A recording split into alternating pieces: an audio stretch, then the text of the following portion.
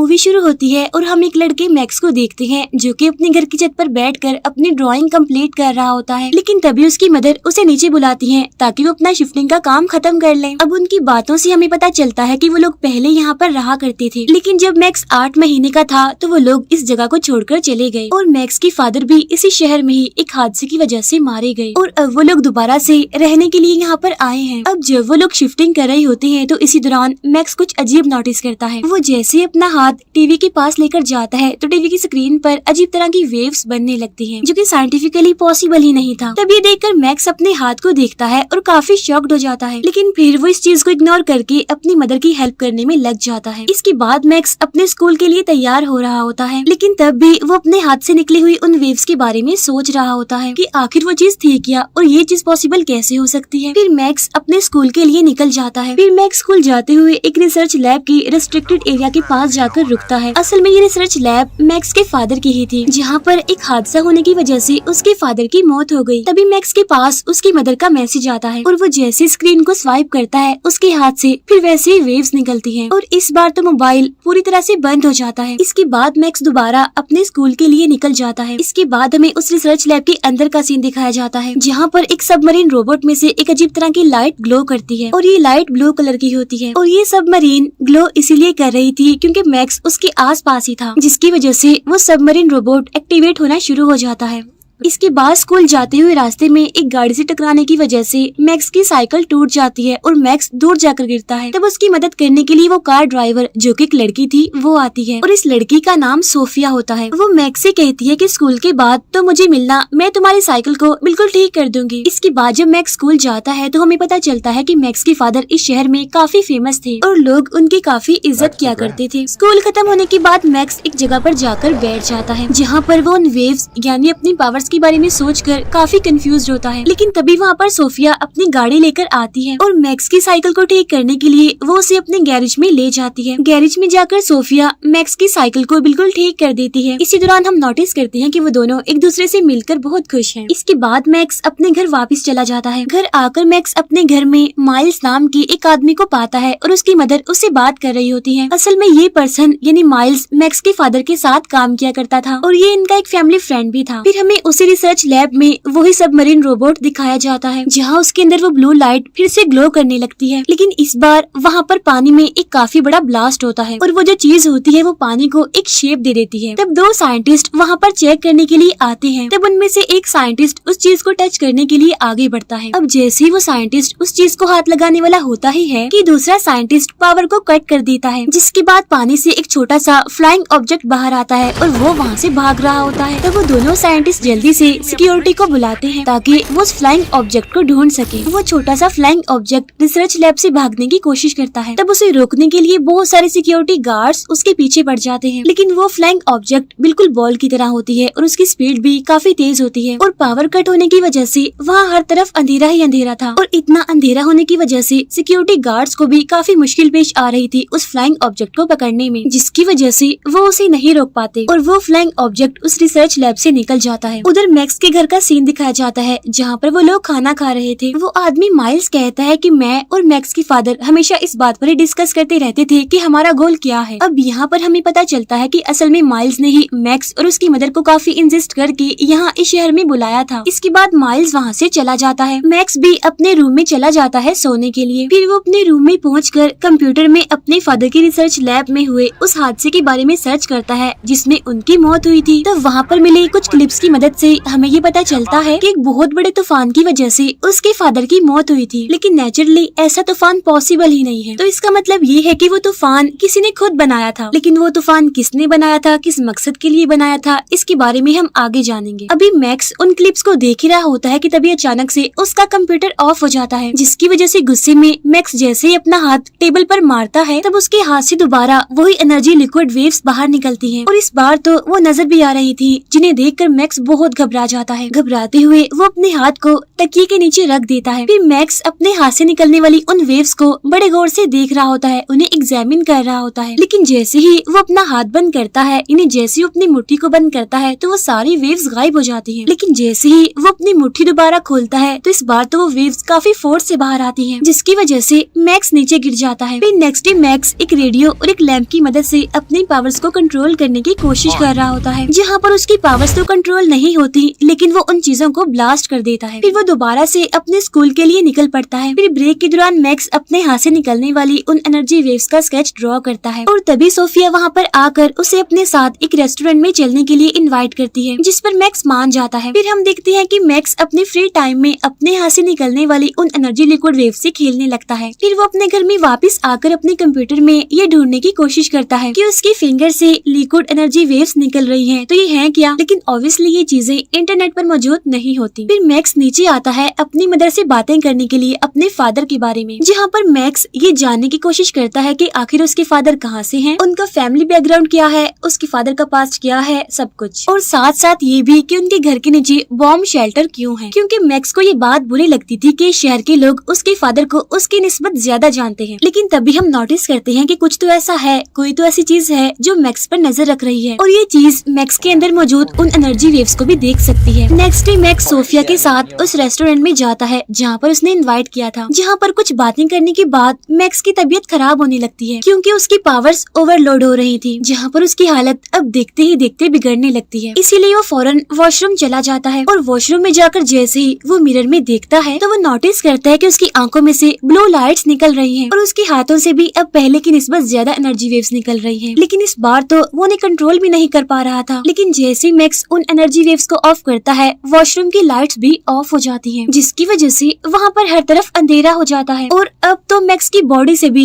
Blue colour की lights निकलने लगती है, जो कि काफी हैरान कर देने वाली बात थी। इसका मतलब ये है कि उसकी पूरी बॉडी में ही एनर्जी वेव्स हैं, ना कि सिर्फ उसके हाथों में। अब इन सब की वजह से जाहिर सी बात है मैक्स बहुत डर जाता है, और वो सोफिया को वहीं पर अकेला छोड़कर वहाँ से भाग जाता है। लेकिन यहाँ पर हम नोटिस करते हैं कि जो चीज मैक्स पर नजर रख रही थी वो उसका पीछा करते हुए यहाँ रेस्टोरेंट में भी आई हुई थी। अब जहाँ जहाँ मैक्स भाग रहा होता है, जा रहा होता है, वो चीज भी उसका पीछा करती है। मैक्स भागते भागते जंगल में चला जाता है, और जंगल में पहुँचते ही मैक्स की बॉडी से निकलती हुई एनर्जी वेव्स बहुत ही ज्यादा क्वांटिटी में अब बाहर निकलती हैं, यानी कि उसकी एनर्जी वेव्स अब आउट ऑफ कंट्रोल हो गई थी, जिसकी वजह से अब सिचुएशन भी कंट्रोल से बाहर निकलती हुई नजर आ रही थी। इन सब से डरते हुए, घबराते हुए मैक्स बहुत जोर से चिल्लाता है, जिसकी वजह से बहुत सारी एनर्जी वेव्स उसकी बॉडी से निकलती हैं। यही वजह बनती है कि मैक्स फौरन बेहोश हो जाता है। अगले सीन में मैक्स अपनी आंखें खोलता है अपने घर की बेड पर, लेकिन उसे ये समझ नहीं आती कि वो तो बेहोश हो गया था, तो वो फिर अपने घर कैसे आया। अब वो जैसे फ्रेश होने के लिए वॉशरूम में जाता है तो वो देखता है कि उसकी टी शर्ट पर बहुत सारे छोटे छोटे सुराख बने हुए हैं, और ये सब कुछ उस एनर्जी वेव्स के बाहर निकलने की वजह से हुआ है। अब वो जैसे ही अपनी टी शर्ट को रिमूव करता है तो उसकी चेस्ट पर हम अजीब तरह के निशानों को भी नोटिस करते हैं। तब ये देखकर मैक्स तो बहुत डर जाता है और काफी घबरा जाता है। अब मैक्स जैसे ही मिरर के पीछे रखी हुई मेडिसिन को लेकर मिरर को बंद करता है तो उसके पीछे हमें वही छोटा फ्लाइंग ऑब्जेक्ट दिखता है, जिसकी वजह से मैक्स डरते हुए अपने रूम में जाकर रूम का दरवाजा बंद कर लेता है। फिर वो फ्लाइंग ऑब्जेक्ट मैक्स के कमरे में भी घुस जाता है। यहाँ पर वो फ्लाइंग ऑब्जेक्ट बोलता है और अपना नाम बताता है। वो कहता है कि मेरा नाम स्टील है और मैं एक सिलिकॉन बेस्ड लाइट फॉर्म हूँ। इसका मतलब मैं एक आउटर स्पेस से आया हुआ एलियन हूँ, और मेरा बेसिक काम है तुम्हें यानी मैक्स को प्रोटेक्ट करना। इसके बाद हम देखते हैं कि मैक्स की बॉडी से फिर से एनर्जी वेव्स निकलना शुरू हो गई हैं, और तब वो छोटा फ्लाइंग ऑब्जेक्ट यानी कि स्टील उन एनर्जी वेव्स को अपने अंदर अब्सॉर्ब कर लेता है। अब क्योंकि मैक्स को स्कूल भी जाना होता है, इसीलिए वो स्टील को भी अपने साथ अपने बैग में डालकर ले जाता है। फिर मैक्स स्टील को उसी जगह पर छोड़ने जाता है जहाँ पर वो उसे फर्स्ट टाइम मिला था, यानी कि जंगल में। अब जंगल के रास्ते से जाते हुए स्टील मैक्स को बताता है कि तुम्हारी बॉडी से जो एनर्जी वेव्स निकल रही हैं, इसकी वजह से ही तुम जिंदा हो, और अगर मैं तुम्हारी बॉडी से निकलने वाली उन एनर्जी वेव्स को अब्सॉर्ब नहीं करूंगा तो तुम ब्लास्ट हो जाओगे। इतनी ही देर में वहाँ पर कुछ खतरनाक लोग आ जाते हैं जिनके पास गन्स भी होती हैं। ये लोग असल में स्टील को ढूंढने के लिए यहाँ पर आए थे। तब उनको देखते ही मैक्स और स्टील दोनों ही छुप जाते हैं। फिर हम देखते हैं कि वो लोग एक डिवाइस की मदद से उन एनर्जी वेव्स का पता लगा रहे थे, लेकिन यहाँ पर मैक्स अपनी पावर्स का यूज करके उस डिवाइस को ऑफ कर देता है। इसका मतलब ये है कि अब मैक्स थोड़ा बहुत अपनी पावर्स को कंट्रोल करना सीख गया है। लेकिन तभी अचानक उन लोगों की नजर मैक्स और स्टील पर पड़ जाती है और वो उन पर फायरिंग करने लगते हैं। इसी वजह से मैक्स और स्टील को वहाँ से भागना पड़ता है। अब भागते भागते स्टील को कुछ यादें आने लगती हैं। अब क्योंकि मैक्स और स्टील दोनों एक दूसरे दूसरे के साथ कनेक्टेड हैं। इसीलिए स्टील की उन यादों को मैक्स भी देख पा रहा था, जिसमें पहले तो वो रिसर्च लैब की तबाही को देखता है और बाद में उन्हें स्टील की रिफ्लेक्शन भी नजर आती है। और जब मैक्स इस बारे में स्टील से पूछता है तो वो उसे कुछ भी नहीं बता पाता, क्योंकि स्टील को भी ज्यादा कुछ याद नहीं होता। इसके बाद हम देखते हैं कि वही लोग दोबारा से उनके पीछे पड़ जाते हैं, जिसकी वजह से मैक्स स्टील को अपने साथ स्कूल ले जाता है। अब जैसे ही मैक्स की क्लास खत्म होती है तो उसकी मुलाकात सोफिया से होती है, जो मैक्स को फिर से रेस्टोरेंट में आने के लिए इनवाइट करती है। अब जैसा कि हम जानते हैं कि मैक्स अपने बैग में स्टील को छुपाकर लाया था, इसी वजह से वो बैग में अनकंफर्टेबल होकर हलचल कर रहा होता है, जिसकी वजह से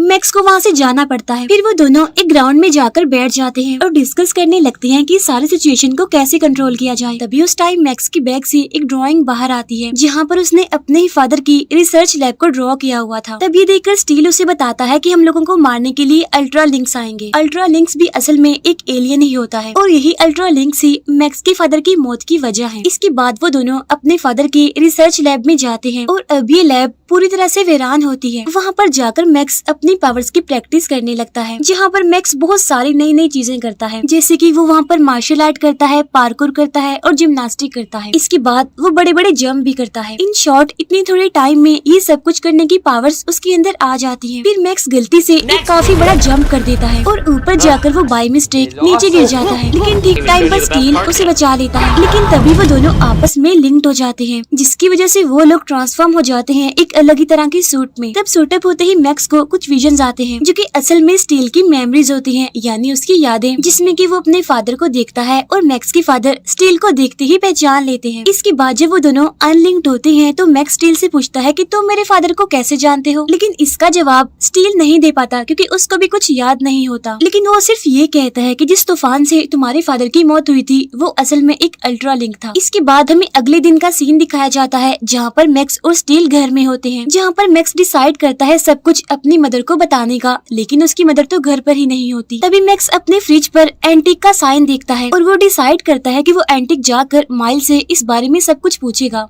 एंटिक असल में एक कंपनी होती है और मैक्स माइल्स के पास इसीलिए जाना चाहता था क्योंकि उसके फादर की मौत के टाइम माइल्स भी वहीं पर ही मौजूद था। इसीलिए वो स्टील को लेकर वहाँ से निकल पड़ता है, लेकिन रास्ते में दोबारा उन्हें फिर वही लोग मिल जाते हैं जो पहले भी उनका पीछा कर रहे थे। तब मैक्स किसी तरह उनका ध्यान भटकाते हुए दोबारा से सोफिया की गाड़ी के आगे आ जाता है, लेकिन अब क्योंकि एंटिक यहाँ से 20 माइल की दूरी पर था, इसीलिए वो सोफिया से लिफ्ट ले लेता है। फिर इसी एंटिक की लॉन्ग जर्नी में वो दोनों एक दूसरे से बातें करते हैं और एक दूसरे के साथ कनेक्ट होने की भी कोशिश करते हैं, जिसके लिए वो दोनों आपस में काफी फ्रैंक होकर बातें करते हैं। फिर कुछ टाइम के बाद वो लोग एंटिक पहुँचते हैं माइल्स से मिलने के लिए, जहाँ पर माइल्स मैक्स के फादर के काम को आगे बढ़ाने की कोशिश कर रहा है। फिर मैक्स माइल्स से अकेले में जाकर बात करता है। असल में मैक्स ये जानना चाहता था कि जिस रात उसके फादर की डेथ हुई थी उस रात को एक्चुअल में उसके फादर के साथ हुआ क्या था, लेकिन ये बात माइल्स को भी पता नहीं होती, क्योंकि वो तो मैक्स के फादर की मौत के बाद वहाँ पर पहुँचा था। और तभी माइल्स मैक्स को एक डिवाइस दिखाता है, जो कि असल में मैक्स के फादर का ही बनाया हुआ एक मॉडल है और ये डिवाइस एनर्जी को यूज करती है, लेकिन सिंपल कहा जाए तो ये डिवाइस क्लीन एनर्जी का सोर्स है। इसी दौरान मैक्स की तबीयत फिर से खराब होने लगती है, क्योंकि उसकी बॉडी के अंदर जो एनर्जी वेव्स थी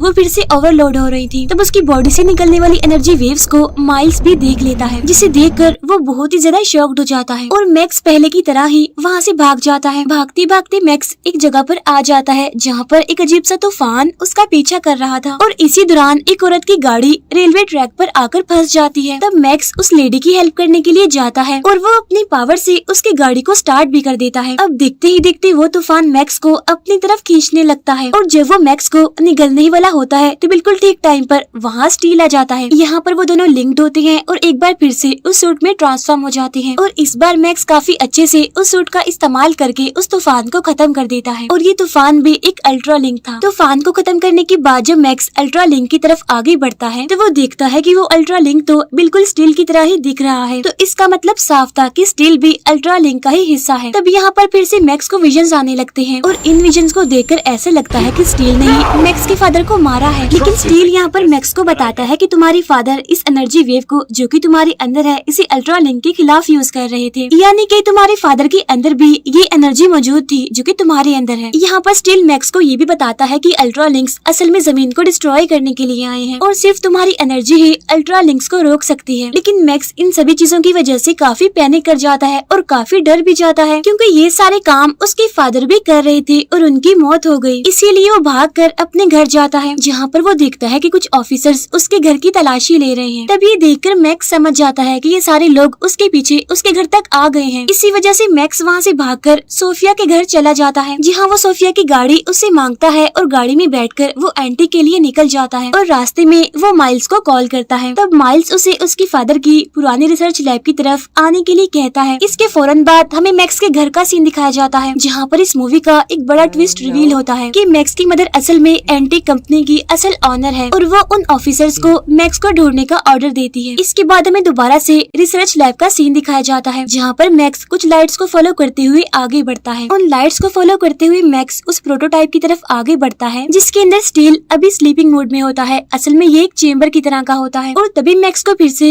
विजन्स आने लगते हैं। और अब हमें यहाँ पर पता चल जाता है कि आखिर कैसे मैक्स की फादर की मौत हुई थी, जहाँ पर असल में स्टील की वजह से नहीं बल्कि माइल्स की वजह से ही मैक्स की फादर की मौत हुई, क्योंकि माइल्स ही असल में उन अल्ट्रा लिंक्स के साथ मिलकर मैक्स की फादर को मार डालता है और मैक्स के फादर के अंदर जितनी भी पावर्स, जितनी भी एनर्जी होती है वो उस सबको बाहर निकाल लेता है। लेकिन मरने से पहले मैक्स के फादर स्टील को ये ऑर्डर देते हैं कि जब मैक्स बड़ा हो जाएगा तो स्टील तुम उसके पास जाकर उसको प्रोटेक्ट करना। और इतना कहते ही मैक्स के फादर की मौत हो जाती है। तभी हम पीछे से माइल को देखते हैं, जो कि अपने सूट के साथ वहाँ पर आता है। माइल्स को देखते ही मैक्स उसे मारने की कोशिश करता है, लेकिन वो माइल्स के आगे कुछ नहीं कर पाता। इसके बाद माइल्स मैक्स को उस चेम्बर के अंदर जाने के लिए कहता है। तब मैक्स उस चेम्बर के अंदर जाते ही फिर से स्टील के साथ लिंक्ड हो जाता है, लेकिन इस बार वो पहले की निस्बत सूट को पूरी तरह से कंट्रोल कर पा रहा था। इसके बाद वो दोनों यानी मैक्स और माइल्स आपस में लड़ने लगते हैं और यहाँ पर हमें उनकी जबरदस्त फाइट देखने को मिलती है। यहाँ पर मैक्स माइल्स पर भारी पड़ता है और उसे मार डालता है। इसी फाइट के दौरान यहाँ पर रिवील होता है कि असल में मैक्स के फादर कोई इंसान नहीं थे बल्कि वो एक एलियन थे। लेकिन जाहिर सी बात है कि मैक्स भी एक एलियन ही है। अब सब कुछ खत्म होने के बाद हम देखते हैं मैक्स को, जो कि अपने घर में अपनी मदर के साथ होता है और यहाँ हम जान पाते हैं कि मैक्स की मदर को सब कुछ पहले से ही पता था कि मैक्स की फादर असल में एक एलियन है और उनका बेटा मैक्स भी एक एलियन ही है और उसके अंदर भी अपने फादर की तरह सुपर पावर्स हैं। लेकिन वो ये नहीं जानती थी कि माइल्स इन सभी चीजों का गलत इस्तेमाल करना चाहता था। इसके बाद मैक्स और सोफिया एक दूसरे से बातें कर रहे होते हैं। यहाँ पर उन दोनों के बीच एक रिलेशन, एक बॉन्डिंग बन जाती है और इसी सीन के साथ ये मूवी यहीं पर एंड हो जाती है। Thank you for watching.